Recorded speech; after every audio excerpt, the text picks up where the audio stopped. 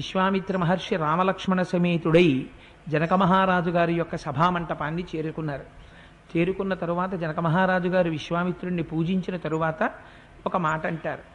ఈ పిల్లలు నిన్నను చెప్పాను కదా నీకు జనక, అయోధ్య రాజకుమారులు, దశరథుని యొక్క సంతానం రామలక్ష్మణులు అంటారు. వీళ్ళని నేనే తీసుకొచ్చాను. ఇక్కడ ఉన్నటువంటి శివధనస్సు చూడాలి అనే ఉద్దేశ్యంతో వీళ్ళని తీసుకొచ్చాను. ఒక్కసారి నువ్వు ఆ శివధనస్సుని తీసుకొచ్చి చూపించినట్లయితే అది మీ ఇంట్లో న్యాసంగా ఉంది కనుక ఆ శివధనస్సుని చూసి సంతోషించి వీళ్ళు మళ్ళీ తిరుగు ప్రయాణాన్ని ప్రారంభం చేస్తారు. అందుకని ఒక్కసారి ఆ శివధనస్సుని చూపించవలసింది అంటారు. మీరు రామాయణంలో గమ్మత్తు ఏంటంటే ఎక్కడా కూడా విశ్వామిత్ర మహర్షి ఆ శివధనస్సుని తీసుకొస్తే రాముడు విరిచేస్తాడు, లేకపోతే రాముడు ఎక్కువ పెడతాడు, సీతమ్మని వివాహం చేసుకుంటాడు, ఈ ప్రస్తావన ఎప్పుడూ చేయలేదు. గురువు ఎలా మాట్లాడాలో అలా మాట్లాడారంతే. సిద్ధాశ్రమంలో మాట్లాడినప్పుడు కూడా సీతమ్మ గురించి ప్రస్తావన, అది కూడా పరోక్షంగా. ఆ తరువాత చేసిన ప్రస్తావన శివధనస్సు గురించి. ఆ శివధనస్సు మహోత్కృష్టమైనటువంటి ధనస్సు పరమశివుడి చేత ఇయ్యబడింది. అది సర్వకాలములయందు జనక మహారాజు గారి ఇంట్లో పూజలు అందుకుంటూ ఉంటుంది. అందుకని రామ నువ్వు ఒక్కసారి ఆ ధనస్సుని చూడాలి అని చెప్పారు. ఆయన చెప్పేటప్పుడు జనక మహారాజు గారితో కూడా ఎంత అందంగా చెప్పారంటే, ఏతద్దర్శయ భద్రంతే కృతకామము నృపాత్మజౌ, నువ్వు ఒక్కసారి ఈ పిల్లలిద్దరికీ ఆ శివధనస్సుని చూపించు. చూపిస్తే ఆ పిల్లలు శివధనస్సుని చూస్తారు, చూసి మళ్ళీ వెళ్ళిపోతారు. అందుకని దర్శనాదస్య ధనుషో యథేష్టం ప్రతియాస్యత, ఒకసారి ఆ ధనస్సు చూశారా సంతోషించినటువంటి హృదయాలతో తిరిగి వెళ్ళిపోతారు. అందుకని ఒక్కసారి నువ్వు ఆ శివధనస్సుని చూపించు అన్నారు.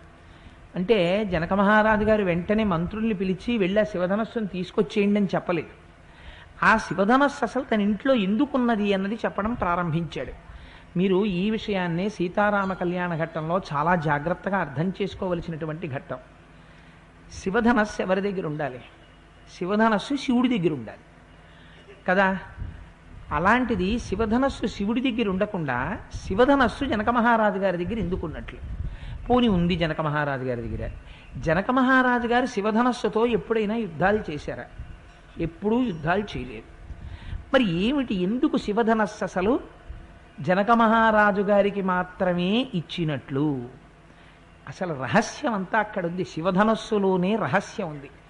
అయోధ్యానగరం ఇది, రాముడెవరు చెప్పాలంటే చెప్పగలిగిన పాత్ర సీతమ్మ పాత్ర ఒక్కతే రామాయణంలో. వేరొక పాత్ర చెప్పలేదు బాలకాండలో. రాముడు ఫలానా అని చెప్పాలంటే సీతమ్మ ద్వారానే రాముని యొక్క ఔన్నత్యం ప్రకటితమవ్వాలి. అప్పటి వరకు నరుడిగానే నటిస్తూ ఉంటాడు. అందుచేత ఏతద్దర్శయ భద్రంతే కృతకామౌ నృపాత్మజౌ దర్శనాదస్య ధనుషో యథేష్టం ప్రతియాస్యత, ఆ శివధనస్సుని చూపించవయ్యా అన్నారు. అంటే జనకుడు అన్నాడు, ఆ శివధనస్సు గురించి నేను ఒక్క 4 మాటలు చెప్తాను. ఈ శివధనస్సు పూర్వకాలంలో దక్షుడు యజ్ఞం చేసేటటువంటి సమయంలో నిరీశ్వర యాగం చేశాడు. పరమశివుడికి హవిస్సులు ఎందుకు ఇవ్వాలి? అందుకని యాగభాగంలో హవిస్సులు ఇవ్వకుండా శివుడు లేనటువంటి యాగం చేస్తానని యాగాన్ని ప్రారంభం చేశాడు. ప్రారంభం చేస్తే శివుడు లేని చోట మంగళం ఎక్కడొస్తుందయా అని అడిగింది పార్వతీదేవి. దాక్షాయణీ స్వరూపంగా ఉండి శరీరాన్ని పరిత్యజించింది. ఆనాడు దేవతలందరూ కూడా తనకి యాగభాగం ఇవ్వకపోయినా సరే వచ్చి ఆ యాగమంటపంలో కూర్చున్నారనేటటువంటి ఆగ్రహం చేత రుద్రుడయ్యాడు. శివుడు 2 స్వరూపాలతో ఉంటాడు. రుద్రుడిగా ఉన్నప్పుడు సంస్కరిస్తాడు, శిక్ష వేస్తాడు. నాన్నగారే కానీ సరిగ్గా చదవట్లేదు, బెల్ట్ పట్టుకుంటారు, అది రుద్రస్వరూపం. నాన్నగారే ఓసారి మార్కులు రాలేదని బెల్ట్ అట్టుకు అలా కొట్టేయరు. ఆ నాన్నగారే వారం రోజులు పోయిన తర్వాత సెలవులు ఇస్తే పిల్లాడిని విశాఖపట్నం తీసుకెళ్తారు, తర్వాత తిరుపతి తీసుకెళ్తారు, శ్రీశైలం తీసుకెళ్తారు, అరుణాచలం తీసుకెళ్తారు. అందుకని ఆయన మంగళప్రదుడై ఉన్నప్పుడు శివుడై ఉంటాడు. అదే పరమశివుడు శిక్షించేటటువంటి స్వభావంతో ఉన్నప్పుడు ఆయన ఘోరాతి ఘోరమైన రూపంతో ఉంటాడు, అప్పుడు రుద్ర స్వభావంతో ఉంటాడు. అందుకని ఆయన రౌద్ర స్వభావాన్ని పొందాడు. పొంది నిరీశ్వర యాగం చేసిన చోటికి అసలు దేవతలు మీరెందుకు వచ్చారని తన ధనస్సును ఎక్కుపెట్టాడు. ఎక్కుపెట్టేటప్పటికీ దేవతలందరూ భయపడ్డారు. భయపడి వెళ్ళి ఆయన పాదముల మీద పడి ప్రార్థన చేశారు. ప్రార్థన చేస్తే ప్రసన్నుడయ్యాడు. ఇది రుద్రుడు శివుడు అవడం. శివా విశ్వస్య భేషజీ అంటుంది రుద్రాధ్యాయం. అమ్మవారు వచ్చి పక్కన కూర్చోగానే మళ్ళీ ఆయన ప్రశాంతుడవుతాడు. అందుకని ఆయన లోకం పట్ల ప్రసన్నుడయ్యాడు. ప్రసన్నుడై సరే మీరు ఇంకెప్పుడు ఇటువంటి యాగం చెయ్యకండి అన్నాడు. దక్షయజ్ఞాన్ని పూర్తిగా ఇక్కడ విచారణ చెయ్యలేదు. భాగవతంలో శివమహాపురాణంలో చేశారు. ఒక్కసారి విహంగ వీక్షణంగా మాత్రమే వాల్మీకి మహర్షి స్పృశించారు. ఆ ధనస్సుని దేవరాతుడు అనబడేటటువంటి ఒక మహారాజు గారు జనక మహారాజు గారి వంశంలో ఉండేవారు. ఆ దేవరాతుడు అనేటటువంటి మహారాజుకి ఇచ్చి న్యాసంగా ఉంచారు. న్యాసము అంటే అక్కడ ఉంచుట కొంతకాలం, దీన్ని ఇక్కడ ఉంచు అని ఇచ్చారు. అది శివధనస్సు, పరమ పవిత్రమైనటువంటి వస్తువు. అది ఉండడమే మంగళప్రదం. అందుకని ఆ శివధనస్సుని స్వీకరించినటువంటి వాడై దేవరాతుడు దాన్ని ఒక మంజూషలో పెట్టాడు. మంజూష అంటే ఒక పెద్ద పెట్టి. ఆ పెద్ద పెట్టి ఎంత పెద్ద పెట్టి అంటే ఆ పెద్ద పెట్టిని లాక్కు రావాలంటే ఎప్పుడు చక్రాలుండగా ఎంత బరువు ఉన్నా కాస్త తోసేయడం తేలిక. చక్రాలు ఉన్నటువంటి మంజూషలో శివధనస్సు ఉండగా దాన్ని తొయ్యాలంటే దగ్గరగా ఒక 5,000 మంది చాలా దృఢకాయులైనటువంటి వాళ్ళైతే మాత్రమే తొయ్యగలరు. అటువంటి శివధనస్సుని న్యాసంగా ఉంచారు. దాన్ని పెట్టిలో పెట్టి భద్రంగా ఉంచి ప్రతిరోజు అగరధూపంతో దాన్ని పుష్పాలతో అర్చన చేస్తూ పరమ పూజనీయంగా ఆ శివధనస్సుని కాపాడుకుంటూ జనక మహారాజు గారి వంశం విదేహ వంశం చూసుకుని వస్తోంది. ఇలా కొంతకాలం గడిచిందయా. ఆ శివధనస్సు మా ఇంట్లో ఉంది. ఇదే సమయంలో మహానుభావ విశ్వామిత్ర, నీకు తెలియనిది కాదు, ఒక ఆశ్చర్యకరమైన సంఘటన జరిగింది. అధమే కృషత క్షేత్రం లాంగలాదుద్ధితామయ క్షేత్రం శోధయతా లబ్ధ్వా నామ్నా సీతేతి విశ్రుత. నేను ఒకనాడు యజ్ఞం చేద్దామని భూమిని దున్నుతున్నాను. భూమిని దున్నుతుంటే ఆ భూమిని దున్నుతున్నప్పుడు నాగటి చాలుకి తగిలి ఒక స్త్రీ తనంత తానుగా ఒక బాలిక ఉద్ధిత పైకి లేచింది. ఆ పిల్లకి నేను పేరు పెట్టలేదు. ఆ పిల్ల తనని తాను సీత అని పిలవబడింది. సీత అంటే నాగటి చాలుకి తగిలి పైకి లేచినది అని అర్థం. అటువంటి పిల్ల, ఆ పిల్లకి పేరు సీత అని సహజంగా వచ్చింది. ఆ పిల్ల నా దగ్గర పెరుగుతోంది. నేను ఆ పిల్లని వీర్యశుల్కగా ప్రకటించాను. ఇది జనక మహారాజు గారు చెప్పినటువంటి మాటలు. ఎంత అందంగా ఎంత గుంభనంగా మాట్లాడుతున్నాడో చూడండి. ఆమె అయోనిజ. ఆమె ఒక స్త్రీ గర్భవాసం చేసి బయటికి వచ్చినటువంటి స్త్రీ కాదు, మహాసౌందర్య రాశి. ఆవిడ్ని చూసినటువంటి ప్రతి పురుషుడు కూడా ఆవిడ్ని తన భార్యని చేసుకుందామనేటటువంటి వ్యామోహాన్ని పొందాడు. ఎవరు? దేవతలు, రాక్షసులు, యక్షులు, కిన్నెరులు, కింపురుషులు, అసురులు, దైత్యులు, వాళ్ళు వీళ్ళు అని ఇందుకు అందరు. అందుకని నేను సీతమ్మని వీర్యశుల్క అన్నాను. వీర్యశుల్క అంటే పరాక్రమము చేత గెలుచుకొనవలసినది. ఏ పరాక్రమం? పరాక్రమం అంటే ఇంత రాజ్యం ఉన్నవాడా, ఇంతమందితో యుద్ధం చేయగలిగిన వాడా, అతిరథుడా, మహారథుడా? ఏమిటి నిర్ణయం అంటే శివధనస్సును ఎవరెక్కు పెడితే వాళ్ళకి అన్నాను. చూడండి, నిజంగా జనక మహారాజు గారి తెలివితేటలు చూడండి. ఎవరికి పెట్టేట్టు ఈ నిర్ణయం? జనక మహారాజు గారికి భూమి దున్నుతుండగా దొరికిన పిల్ల సీతమ్మ. తర్వాత నిజంగా జనక మహారాజు గారికి ఒక కూతురు పుట్టింది. ఆ కూతురు పేరు ఊర్మిళ. అసలు తండ్రికి ప్రేమ ఎవరి మీద ఎక్కువ ఉండాలి? తన కుమార్తె కాబట్టి ఊర్మిళ మీద ఎక్కువ ఉండాలి. శివధనస్సు ఎక్కువ పెట్టినటువంటి వాడికి ఊర్మిళనిస్తాననాలి. ఎందుకని? వాడు మహాపరాక్రమవంతుడు కనుక ఊర్మిళనిస్తాననాలి. కానీ జనకుడు మహాజ్ఞాని. మహాజ్ఞాని కనుక సీతాస్వరూపం ఏమిటో జనకుడికి తెలుసు. ఈ సీత ఎవరు పొందాలో ఆయన నిర్ణయించాడు. శివధనస్సు నెక్క పెట్టగలిగిన వాడెవడో వాడు లోకములకు మంగళము చేయగలిగిన వాడు. శివకేశవుల మధ్య భేదం చూడని జ్ఞాని జనకుడు. అందుకని శివధనస్సును ఎవరు ఎక్కువ పెడతారో వారికి పిల్లనిస్తాను, వీర్యశుల్క అన్నాను. అంటే మహానుభావ విశ్వామిత్ర, ఎందరో రాజులు వచ్చారు. వచ్చి ప్రతివాడు అయితే నేను శివధనస్సును ఎత్తుతాననేవాడు. ఎత్తి ప్రతివాడు వచ్చేవాడు, శివధనస్సుని తీసుకురమ్మనేవాడు, తీసుకొచ్చేవాళ్ళం. ఆ శివధనస్సును పట్టుకునేవాడు, ఎత్తలేక చతికిలు పడిపోయేవాడు దాన్ని చూడగానే. ఇలా ఎందరో వచ్చారు. దేవతలు వచ్చారు, రాక్షసులు వచ్చారు, మనుష్యులు వచ్చారు. ఎవరూ శివధనస్సుని ఎక్కువ పెట్టలేకపోయారు, కదల్చలేకపోయారు, నారి తొడగలేకపోయారు. అందుచేత వాళ్ళందరూ తిరిగి భగ్న హృదయులు వెళ్ళిపోయారు. వెళ్ళిపోయిన వాళ్ళందరికీ కడుపులో బాధ బయలుదేరింది.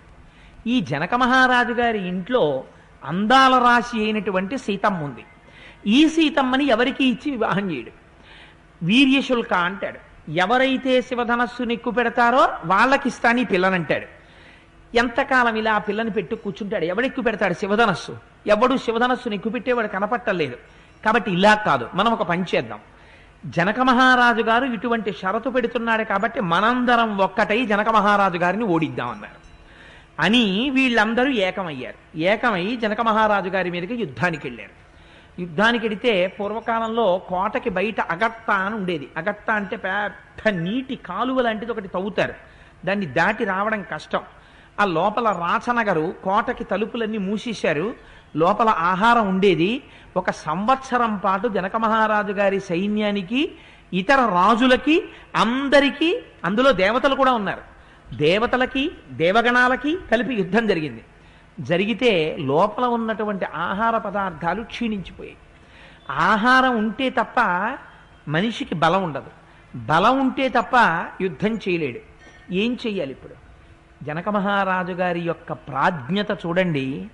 తతో దేవగణాన్ సర్వాన్ తపసాహం ప్రసాదయం దదుశ్చ పరమప్రీత చతురంగ బలం సురాహ. అప్పుడు నేను కోటలో కూర్చుని తపస్సు చేశాను. తపస్సు చేస్తే తతో దేవగణాన్ సర్వాన్ తపసాహం ప్రసాదయం, నేను చేసినటువంటి తపస్సు చేత దేవతలు సంతోషించారు. సంతోషించి, మహానుభావ విశ్వామిత్ర, నాకు దేవతల యొక్క సైన్యాన్ని నాకు కటాక్షించారు. ఆ దేవతా సైన్యాలతో నేను నా మీద యుద్ధానికి వచ్చినటువంటి రాజులందరినీ ఓడించాను. ఓడిస్తే ఆ రాజులు చెల్లాచెదరైపోయారు. అప్పటి నుంచి ఈ శివధనస్సుని ఎక్కుపెట్టినవాడు నాకు కనపడలేదు. చూసి వెళ్ళిపోతున్నవాడే. విశ్వామిత్రుడు కూడా ఏ మాట చెప్పాడు? శివధనస్సు తీసుకురా, రాముడు ఎక్కువ పెడతాడు అనలేదు. ఎందుకు అనలేదో తెలుసా అండి ఆ మాట? అప్పటికి జనక మహారాజు గారిలో ఒక భావన బాగా మనసులో ఏర్పడిపోయింది. దీన్ని దేవతలు ఎత్తలేకపోయారు, రాక్షసులు ఎత్తలేకపోయారు, పెద్ద పెద్ద వాళ్ళందరూ ఎత్తలేకపోయారు. ఆ మనిషి ఏ పాటివాడు? మనిషి ఎత్తుతాడా దీన్ని? అందుకని నిజంగా విశ్వామిత్ర మహర్షి ఒకవేళ శివధనస్సు తీసుకురాబోయి రాముడు ఎత్తుతాడు అన్నాడు అనుకోండి, 16 వర్షోమే రామో రాజీవలోచన, 16 ఏళ్ల కూడా లేనటువంటి పిల్లవాడు పక్కున నవ్వుతాడు విశ్వామిత్రుడు. ఏమిటి బ్రహ్మర్షి, మీరు చెప్పవలసిన మాట ఇది, ఈ పిల్లాడు ఎత్తుతాడా దాన్ని అంటాడు. అంటే మాటల మధ్య ఉండేటటువంటి తీరు మారుతుంది. ఆ తర్వాత బంధుత్వం ఏర్పడుతుంది. విశ్వామిత్రుడికి తెలుసు మామగారు అవ్వాలి విశ్వామిత్రుడు, అందుచేత మాట సౌమ్యం ఉండాలి, అందుచేత ఇద్దరి మధ్య అరమరిక రాకూడదు. అందుకని ఎంత అందంగా మాట్లాడాడంటే శివధనస్సుని ఎత్తుతాడన్న మాట అసలు మాట్లాడలేదు. ఏతద్దర్శయ భద్రంతే కృతకామౌ నృపాత్మజో దర్శనాదస్య ధనుషో యథేష్టం ప్రతియాస్యతః. ఓసారి చూస్తారయ్యా పిల్లలు కదా, చూపించు శివధనస్సు అన్నాడు. చూపించమంటే ఇంత కథ చెప్పాడు జనక మహారాజు గారు. చెప్పి, పోనీలే ఎలాగో చూపిస్తున్నాను కదా, క్షత్రియులు కదా ఈ పిల్లలిద్దరు, అందరికీ పెట్టినట్టే నియమం ఇంకోసారి చెప్తున్నాను. ఏమో తీరా శివధనస్సు అన్న తర్వాత క్షత్రియుడిని కదా, మొన్న సిద్ధాశ్రమంలో నేను మారీచి సుబాహుల్ని కొట్టాను కదా, నేను శివధనస్సు ఎత్తుతాను అంటాడేమో రాముడు. ఒకవేళ అలా కానీ ఎత్తగలిగితే నాకేం అభ్యంతరం లేదు. యద్యస్య ధనుషో రామః కుర్యాదారోపణం మునే సుత మయోనిజాం సీతాం దద్యాం దశరథేరః.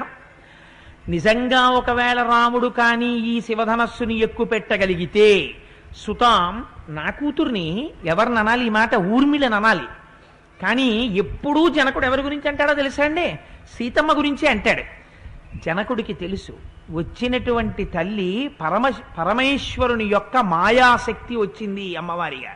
అందుకని తన ఇంట్లో అమ్మవారిగా వచ్చి తనని ఉద్ధరించింది, తనని తండ్రిని చేసి. అందుకని ఎప్పుడూ ఆయన మమకారం, ఆయన భక్తి కూతురు పట్ల మాట్లాడవలసి వస్తే సీతమ్మ గురించి. అందుకని ఆయన అంటాడు, సుతాం, నా కూతుర్ని, అయోనిజాం, యోని సంభవురాలు కానిదాన్ని, సీతాం, నాగటి చాలుకి పుట్టినదాన్ని, నాగటి చాలు తగిలి పైకొచ్చిన దాన్ని, దద్యాం, అప్పచెప్తాను, దశరథేరహ, ఇస్తాను కన్యాదానం చేసి. ఎత్తగలడా? చూపించాడు అని తన మిత్రుల్ని పిలిచాడు. వెంటనే విశ్వామిత్రుడు అన్నాడు, జనకస్య వచశ్రుత్వా విశ్వామిత్రో మహాముని ధనుర్దర్శయ రామాయ ఇతి హోవాచ పార్థివం. విశ్వామిత్ర, ఒక్కసారి ఆ శివధనస్సు తెప్పించబోయ్, తెప్పిస్తే ఆ పిల్లలు చూస్తారు అన్నాడంతే. ఏం మాట మార్చలా.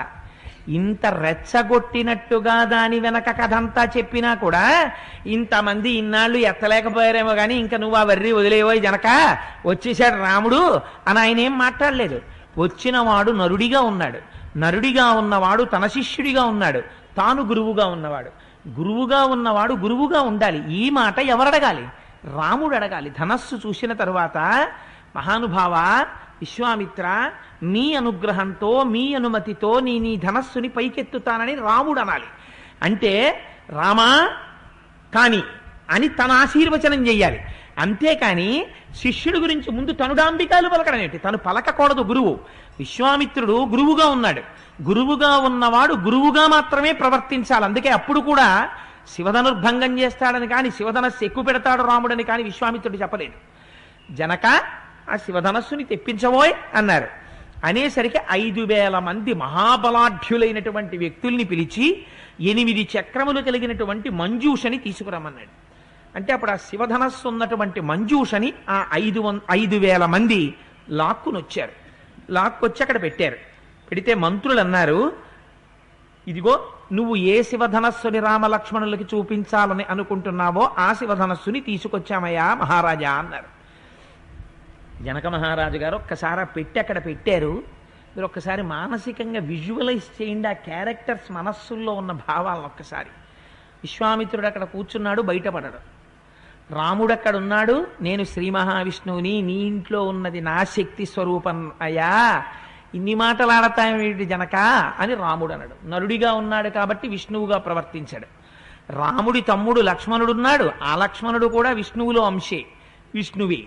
లక్ష్మణుడు చెప్పాడు, ఏమనుకుంటున్నావో మా అన్నయ్య శివధనస్సు ఎత్తుతాడని ఆయన అన్నాడు. ఎవ్వరూ మాట్లాడరు. జనక మహారాజు గారి మనస్సులో అభిప్రాయం ఏమిటి? ఇది ఓ పెద్ద గొడవ.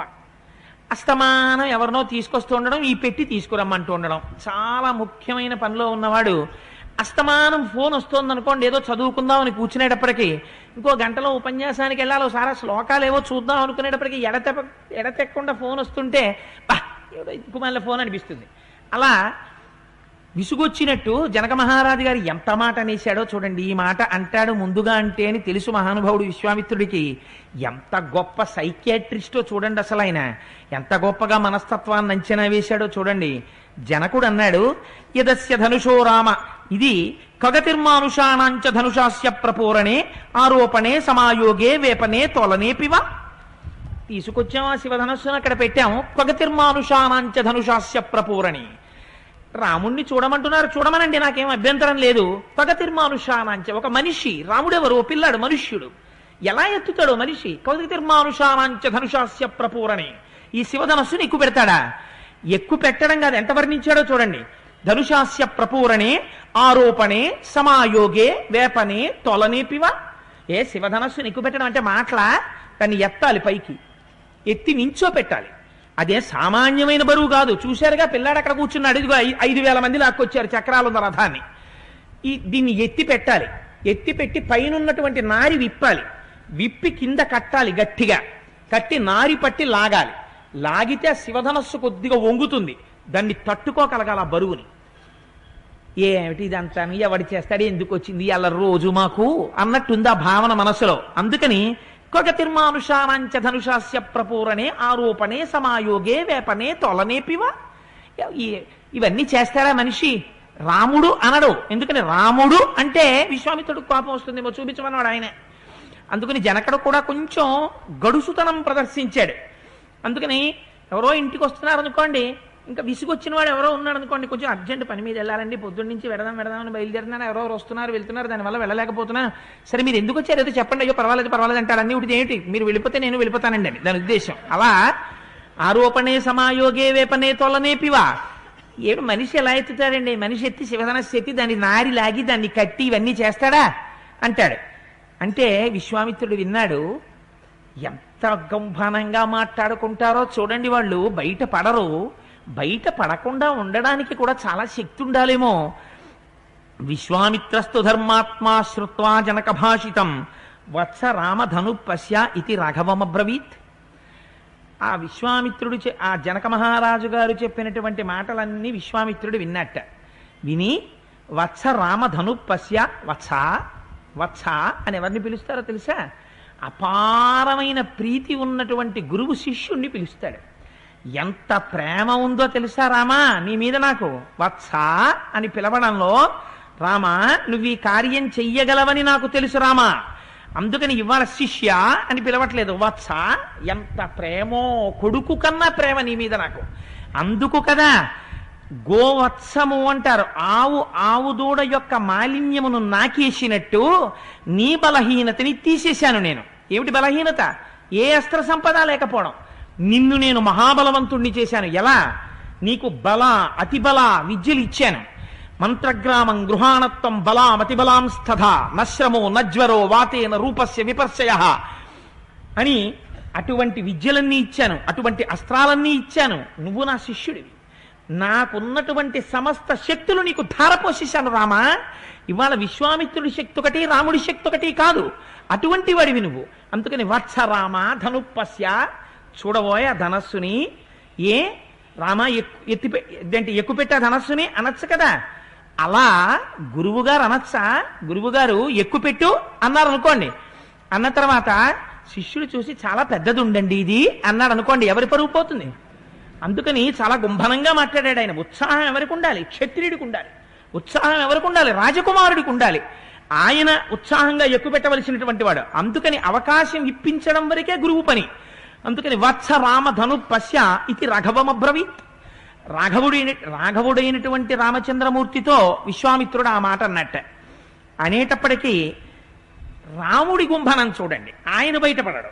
ఆయన వెళ్ళి పెట్టి తలుపు తీశాడు. తలుపు తీసి ఓసారి పెద్ద నాగుపాము పడుకున్నట్టు పడుకుంది ఆ శివధనస్సు. ఓసారి ఆ చివరి నుంచి చివరికి చూశాడు. అలాంటి శివధనస్సుని చూసినప్పుడు కదా ఉత్సాహం ఉప్పొంగేది. ఎందుకని? ఇప్పుడు రాముడు శ్రీరాముడు అవ్వబోతున్నాడు. తన శక్తి తనతో చేరబోతోంది ఇప్పుడు ఆ శివధనస్సుని ఎక్కుపెట్టడం చేత. ఆయన అన్నాడు, ఎవరితో మాట్లాడాలి తను? మనుషుల గురించి చాలా తక్కువ అభిప్రాయం ఉన్న జనక మహారాజు గారితో మాట్లాడడం ఎందుకు? ఇది తనకి తన గురువు గారికి సంబంధించిన విషయం. తనెవరో గురువుకి తెలుసు, గురువు ఆశీర్వచనం నరుడిగా ఎందుకు పొందాలో తనకి తెలుసు. ఆయనతో మాట్లాడితే సరిపోతుంది అనుకున్నాడు. అనుకుని ఒక్కసారి విశ్వామిత్రుడి వంక చూశాడు. ఇదం ధనుర్వరం బ్రహ్మన్ సంస్పృశామిహ పాణిన యత్నవాంశ భవిష్యామి తొలనే పురణేపివ. మహానుభావ విశ్వామిత్ర, ఇదం ధనుర్వరం బ్రహ్మన్ సంస్పృశామిహ పాణిన. గురువుగారు నాకు ఈ ధనస్సును చూస్తే ముట్టుకోవాలనిపిస్తోందండి అన్నాడంటే ఏమిటి? ఉత్సాహాన్ని ప్రకటించాడు. నాకు ఈ ధనస్సుని చూసేటప్పటికీ మూతేసి వచ్చేసాడు అనుకోండి, చూసి వచ్చేసాడండి, పిల్లలు బయలుదేరిపోతారు, పెట్టి లోపల ఎట్టేసుకోండి అని చెప్పచ్చు విశ్వామిత్రుడు. ఆయన అన్నాడు, నేను ఎక్కువ పెడతానని రాముడు అనలేదు. ఎందుకని? ప్రగల్భం అవుతుంది ఎక్కువ పెట్టలేకపోతే. అందుకని ప్రగల్భం కాదు చెయ్యవలసింది, క్రియ చెయ్యాలి క్షత్రియుడు. అది జనకుడి సభ, మహాజ్ఞాని. ఎలా ప్రవర్తించాలో అలా ప్రవర్తించాలి. నోటి వెంట అనవసరపు మాట రాకూడదు, క్రియ చూపించాలి అక్కడ.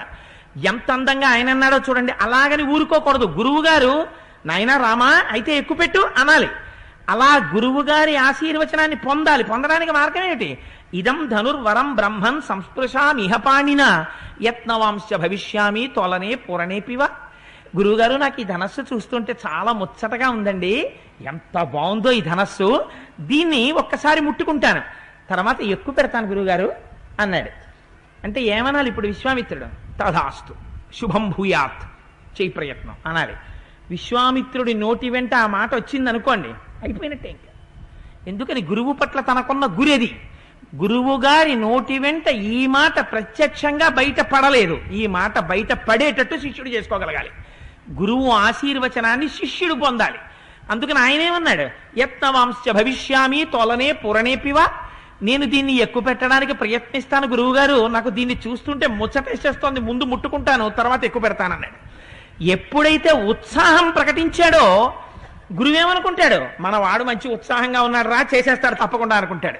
చూసి శభాష్ రామా ఎక్కుపెట్టు అన్నారు. అనేటప్పటికీ వెంటనే ఒక్కసారి ఆరోపయిత్వా ధర్మాత్మా పురయామాస తద్ధను తత్వభంజ ధనుర్మధ్యే, ఒక్కసారి అది మధ్యలోకి విరిగిపోయింది. నరశ్రేష్ఠో మహాయశాహ ఆరోపయిత్వా ధర్మాత్మా పురయామాస తద్ధను. అత్యంత లీలగా పెద్ద కష్టం లేకుండా ఇలా తీసి ఒక్కసారి ఆ శివధనస్సుని ఇలా పైకెత్తాడు, ఆ నారి తీసి ఇలా కట్టాడు, నారిలా లాగాడు, పడేళ్ళని విడిపోయింది. ఏమిటిది? ఎవరు ఊహించలేదు అలా జరుగుతుందని. ఆ పిల్లాడు ఏం ఎక్కువ పెడతాడని ఎవడి పనిలో వాడు ఉన్నాడు, వేరే తాళాలు అట్టుకొచ్చేయండి మళ్ళీ వేసేద్దాం ఇంకా అయిపోయింది ఇంకేముందిలే అని. కానీ ఈయన గబాల్లో దాన్ని ఎత్తేయడం, అది విరిగిపోవడం కూడా జరిగిపోయింది. కానీ విరిగిపోయినప్పుడు ఏమైంది? చిత్రం ఏమిటో తెలుసా అండి, వాళ్ళు ఇంకా అసలు బాహ్య స్పృహలోకి రాకముందే శివధనుర్భంగం చూసిన వాళ్ళు ఎంతమందో మీరు ఊహించవచ్చు. దీన్ని బట్టి చూసిన వాళ్ళు ఎవరట? శబ్దం వచ్చిందిట. ఈ శబ్దం ఎటువంటి శబ్దం వచ్చిందంటే పిడుగులు పడిపోయిన శబ్దం వచ్చింది. వచ్చేటప్పటికి అక్కడ తెలివిలో ఉన్నటువంటి వాళ్ళు విశ్వామిత్రుడు, రాముడు, లక్ష్మణుడు, జనకుడు, ఈ నలుగురి. మిగిలిన వాళ్ళు అందరూ మూర్ఛపోయారు. అంటే చూసిన వాళ్ళు ఎవరిహ? అంటే చూసిన వాడు లేడు, శబ్దానికి పడిపోయిన వాళ్ళే అందరూ. పడిపోతే ఇప్పుడు తెలివి వేసి ఉన్నవాడెవడో వాడు మాట్లాడాలి కదండి. ఎవరున్నారు అక్కడ? రాముడున్నాడు, లక్ష్మణుడున్నాడు, జనకుడున్నాడు, విశ్వామిత్రుడున్నాడు. నాకు తెలిసిరా అబ్బాయి నువ్వు ఎక్కువ పెట్టేస్తామని విశ్వామిత్రుడు అన్నాడు అనుకోండి, మళ్ళీ ఏమైపోయింది గురుత్వం. అందుకని విశ్వామిత్రుడు అనకూడదు. రాముడు గురుగారు చూసారా ఎలా ఎక్కువ పెట్టేశానో అన్నాడు అనుకోండి, గాడి తప్పిపోయాడు, మళ్ళీ తన్ని తాను పొగిడేసుకున్నట్టు. అందుకని రాముడు అనకూడదు. మా అన్నయ్య అంటే ఏమనుకున్నారు లక్ష్మణుడు అన్నారు అనుకోండి, అసలు గురి తప్పిపోయినట్టు, రాముడి కన్నా దాటిపోయినట్టు. అందుకని అనకూడదు. ఇప్పుడు ఎవరు మాట్లాడాలి? జనకుడు మాట్లాడాలి. ఎవరు మనుష్యుణ్ణి తక్కువ చేసి మాట్లాడాడో ఆ జనకుడు మాట్లాడాలి. ఎవరితో మాట్లాడాలి? ఏ విశ్వామిత్రుడు మంజూషని తీసుకురమ్మంటే ఏమెత్తుతాడండి ఆ ఈ పిల్లలు ఎత్తుతారా? పొగ తిర్మానుషానంచ ధనుషస్య ప్రపూరణే అన్నాడే విశ్వామిత్రుణ్ణి తిన్నగా అనకుండా. ఇప్పుడు సంతోషం ఎవరితో? ఎవరు మాట్లాడాలి? జనకుడు మాట్లాడాలి. అందుకు నిశ్శబ్దాన్ని ఛేదించడం జనకుడి వంతు. వాల్మీకి రచన వైచిత్రి లైవ్ టెలికాస్ట్.